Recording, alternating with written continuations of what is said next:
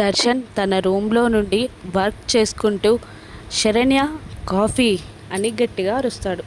Saranya coffee తెస్తుందని wait చేస్తూ ఉంటాడు దర్శన్.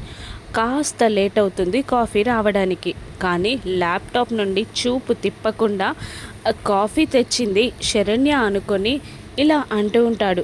ఏంటి, కాఫీలో షుగర్కి బదులు నీ ప్రేమ నవ్వులని కలిపి తీసుకొచ్చావా కాఫీ, అందుకే లేట్ అయిందా అని అంటూ కాఫీ ఇస్తున్న వ్యక్తి చేతులని ప్రేమగా తడుముతూ కాఫీ అందుకొని తలపైకెత్తి చూస్తాడు దర్శన్. కానీ చూసి షాక్ అయి ఒక్క నిమిషంలో లేచి నిలబడి శరణ్య అని గట్టిగా అరుస్తాడు దర్శన్.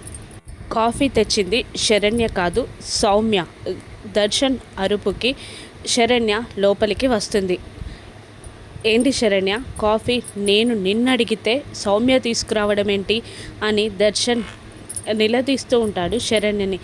అది అక్క కింద బిజీగా అని సౌమ్య ఏదో చెప్పబోతూ ఉండగా దర్శన్ కోపంగా శరణ్య విచిత్రంగా చూస్తూ ఉంటారు సౌమ్యని.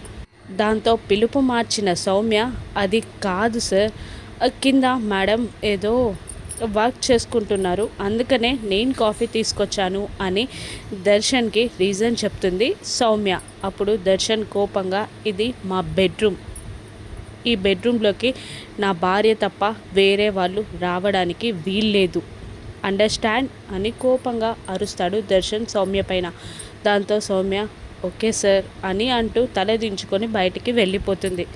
వరండాలో నిలబడిన సౌమ్య దగ్గరికి వస్తుంది శరణ్య.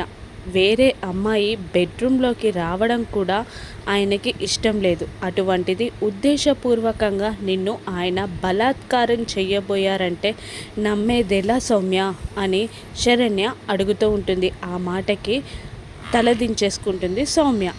సౌమ్య కుట్రని శరణ్య కనిపెట్టగలదా? రాను ఎపిసోడ్స్లో చూద్దాం. Thank you for watching.